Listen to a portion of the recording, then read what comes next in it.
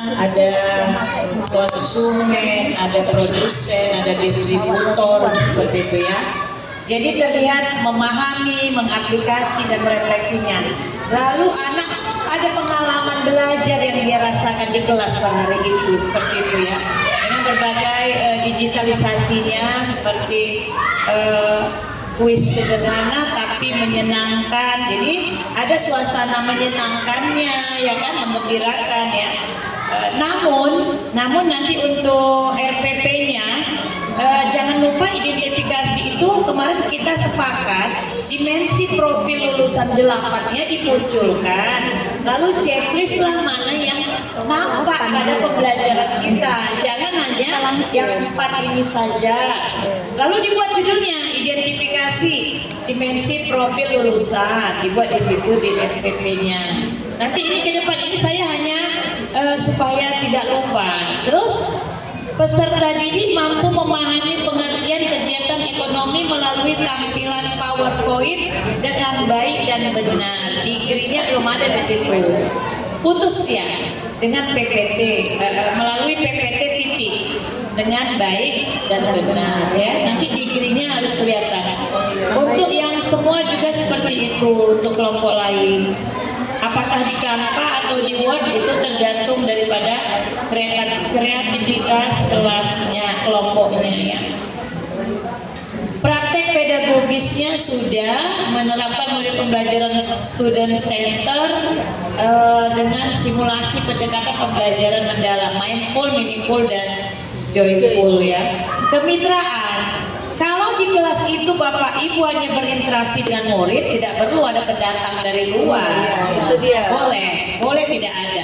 Kecuali pada situ anak-anak kita mau melakukan simulasi tentang datang donat Jeko dari luar, dari Jeko tadi kata ibu itu satu lusin dibawa oleh orang pakai baju Jeko, berarti kita bermitra dengan luar, misalnya Jeko ya kalau kita ya. Ini ece-ecenya aja.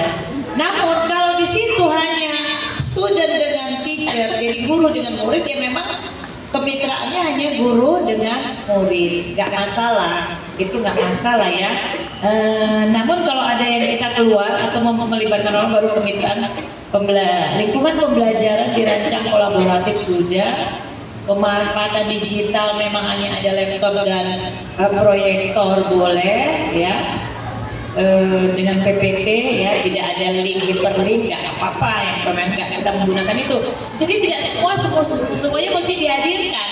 Kalau memang kita tidak menghadirkan itu gitu ya, Bapak Ibu ya. Jadi nggak usah ngarang-ngarang atau jadi membuat kita jadi ribet. Tapi memahami, mengaplikasi, merefleksi itu harus nampak, berkesadaran.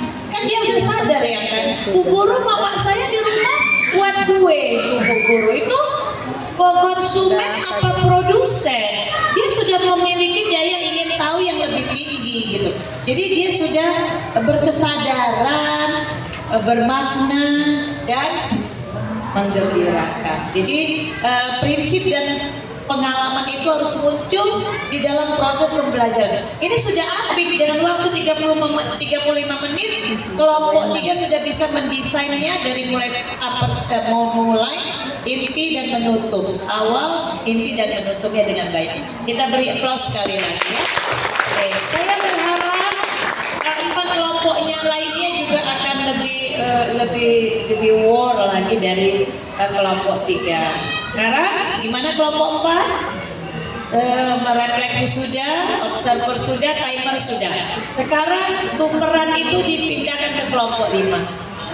Sebagai observer, sebagai timer, dan sebagai yang akan melakukan refleksi nantinya.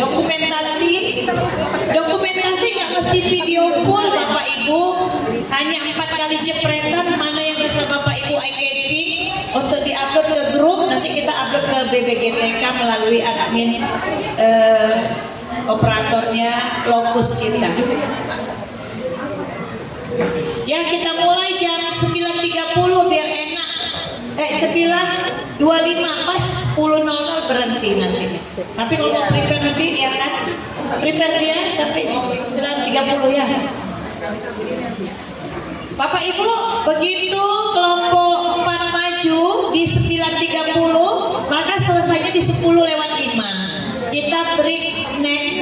dan duha bagi yang sholat duha. Baru kita lanjutkan lagi ke kelompok berikutnya ya Bapak Ibu. Karena hari ini kita hanya peer teaching sama merefleksi RPP dan peer teachingnya.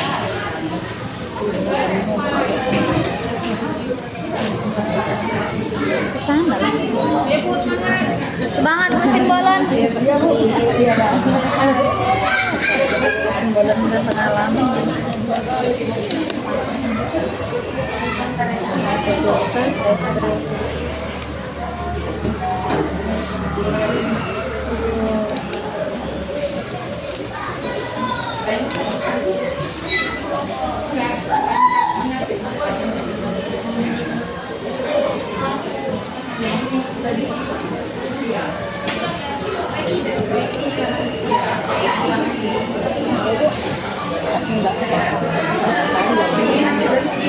Apa?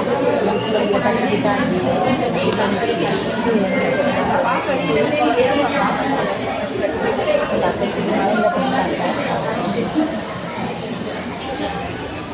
Mau diganti lagi kan kata-katanya yang baik dan benar itu.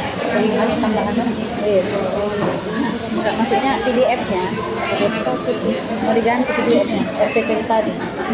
Iya, udah. Ini selesai. Apa?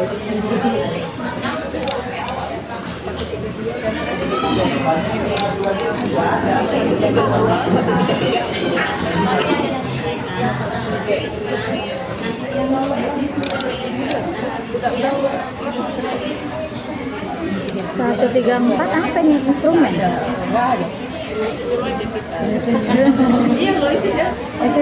Iya, sama sini. 110. Ketawa. Baru SD kelas atas.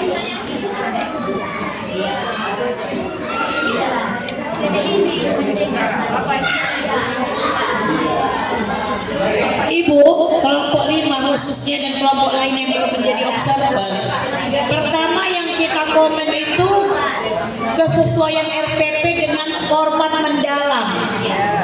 Ya, setelah kita sesuaikan RPP itu, ini kelompok 4 tadi nanti ada revisi asesmen ya. Asesmen for learning-nya kan tadi ada kuis. Di sini kan peserta didik mempresentasikan hasil. Guru meminta peserta didik untuk menuliskan perasaannya. Tadi for learning itu kan bermain peran lalu menjawab kuis. Nah itu dirapikan di RPP-nya. Jadi kelompok 3 tadi harusnya kelompok 4 mengkritisi dalam tanda kutip untuk membuat RPP itu menjadi baik dan benar. Ada kritisi RPP-nya dulu, baru karena yang akan ibu upload nanti yang ibu kritisi itu bukan mereka yang mengupload kritisi dari kelompok 2 gitu ya ibu. Nah jadi kelompok 5 ini udah dikasih tadi gambarnya kan ke guru. Itulah kita checklist kayak kemarin. Benar dulu RPP kelompok 4 pelan-pelan. Udah sesuai dengan format minimal yang diberikan semalam. Yang gambar terlihat ini. Nanti RPP yang sudah ibu bedah itu, ini sudah ibu bedah, ibu sesuaikan dengan peer teaching yang mereka lakukan. Oh, sama ini kayak kelompok 3 di assessment for learning-nya ada menuliskan, mempresentasikan tidak terlihat, ternyata diganti dengan kuis, menjawab kuis, boleh, tapi jangan salah antara yang ditulis di RPP dengan yang kita lihat, yang kita tonton gitu loh, ya Bapak Ibu. Oke. Ya ini udah 9.30. Silakan kelompok 4 goyang dia. Coba pastikan. Oke, duplikat.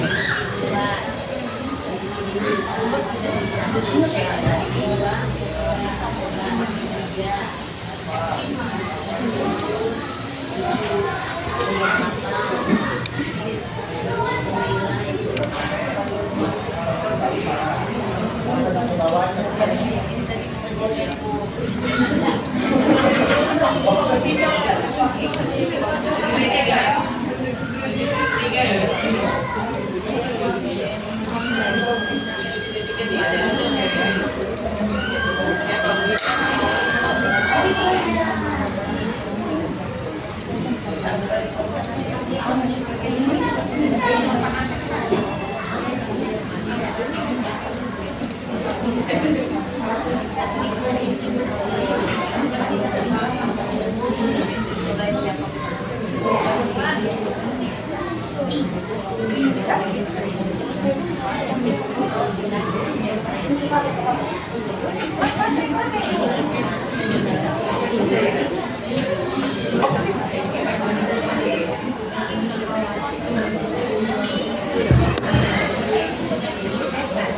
pagi semuanya. Baik, coba yang menjadi ketua kelas silakan berdiri.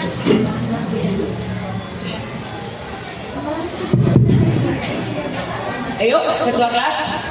Semuanya berdiri. Berdiri kawan-kawan. Bersiap. Beri salam.